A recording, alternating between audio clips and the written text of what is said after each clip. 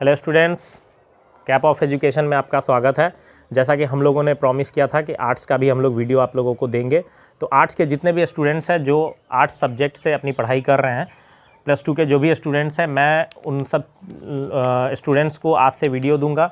और मैं बता दूं कि बहुत सारे स्टूडेंट्स का जो फर्स्ट चॉइस होता है सब्जेक्ट का वो हिस्ट्री होता है, तो हम लोग हिस्ट्री से ही स्टार्ट करेंगे। तो हिस्ट्री भी जो मैं पढ़ाऊंगा मैं एकदम जीरो लेवल से आपको पढ़ाऊंगा, ताकि कमज़ोर से कमज़ोर बच्चे को भी बड़े आसानी से इतिहास समझ में आ जाए। इसके अलावा +2 के अलावा जो भी जनरल कंपटीशन की तैयारी कर रहे हैं, चाहे वो बीपीएससी की तैयारी करते हो, यूपीएससी की तैयारी करते हो, या जो भी जनरल कंपटीशन की तैयारी कर रहे हैं, जहाँ भी जीएस का डिमांड है, उन सारे स्टूडेंट्स को ये बहुत ही काम आना है। तो हम लोग सबसे पहले इतिहास का एकदम जीरो लेवल से लेकर के चलते हैं। वैसे मैं बता दूं, आपका जो पहला लेसन है हिस्ट्री के अंदर +2 वालों के लिए, वो है आपका हड़प्पा सभ्यता। हड़प्पा सभ्यता के बारे में आपको पढ़ना है। और हड़प्पा सभ्यता के अंदर आपको क्या पढ़ना है मैं बता दूं, मनकों के बारे में पढ़ना है। मन के होता क्या है, ये हम लोग सब एक एक करके हम लोग वर्णन करते चलेंगे। और अस्थियां, इन सब चीज़ों के बारे में हम लोगों को पढ़ना है हड़प्पा सभ्यता के विषय में। लेकिन उससे भी पहले इतिहास को हम लोग जान लें बहुत ही अच्छे से। तो देखें हम लोग, इतिहास है क्या। इति, ह और आस, ये 3 शब्दों से मिलकर के इतिहास का निर्माण हुआ। यह निश्चित था या निश्चित था, निश्चित था, यह निश्चित था। इसका एक अर्थ अगर देखा जाए तो यह निश्चित था। इसका एक अर्थ अगर देखा जाए तो यह निश्चित था। ये कहता है क्या, यह निश्चित था। इसके एक अर्थ को हम लोग देखें, इन तीनों शब्दों को मिला करके अगर देखें तो यह निश्चित था। इसके अलावा अगर आप ग्रीक के शब्दों में देखें, तो ग्रीक शब्द में हम लोग देखें तो इसको बोला जाता है हिस्ट्री। History, history, history. तो हिस्ट्री जो है, ऐसे हम लोग हिस्ट्री लिखते हैं।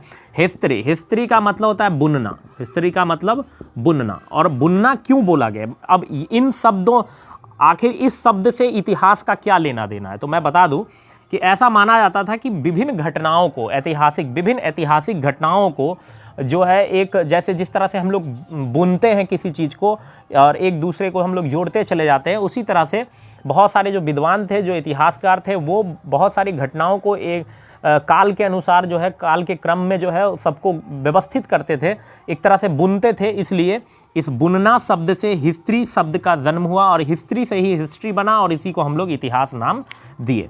तो ये तो बात हो गई इतिहास के शब्द के विषय में कि ये आया कैसे, इति, ह, आस। इसके अलावा अगर हम लोग बात करें तो बहुत सारे लोगों से आपने सुना होगा कि बीते हुए काल की जो प्रमुख घटनाएं हैं, जो प्रमुख परिवर्तन हैं, बीते हुए काल की जो प्रमुख घटनाएं, उनका अध्ययन जो है वो इतिहास है।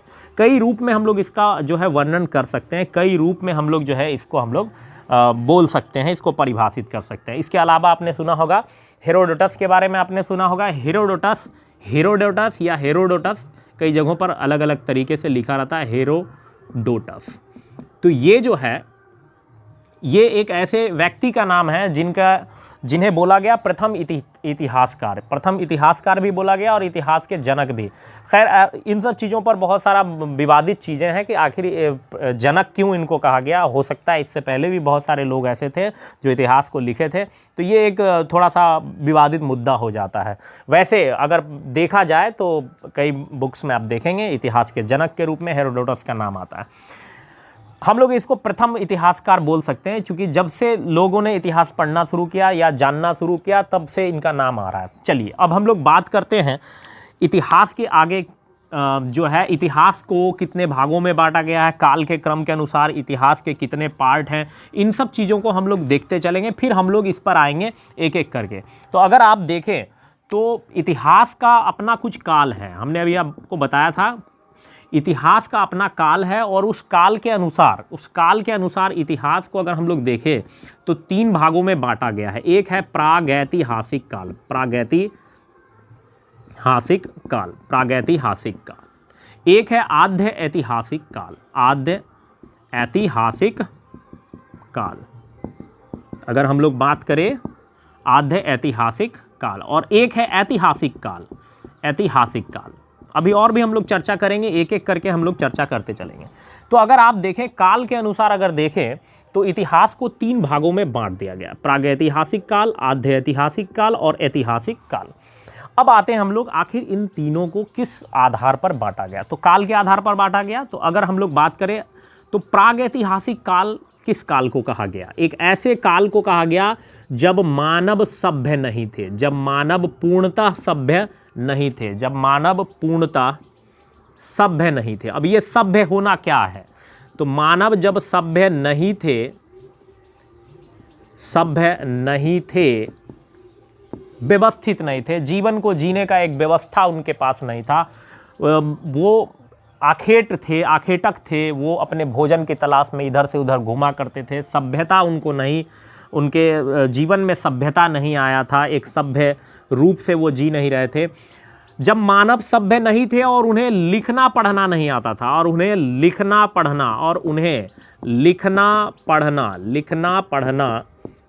नहीं आता था, लिखना पढ़ना नहीं आता था। तो जब मानव सभ्य नहीं थे और उन्हें लिखना पढ़ना नहीं आता था, तो ऐसे काल को बोला गया प्रागैतिहासिक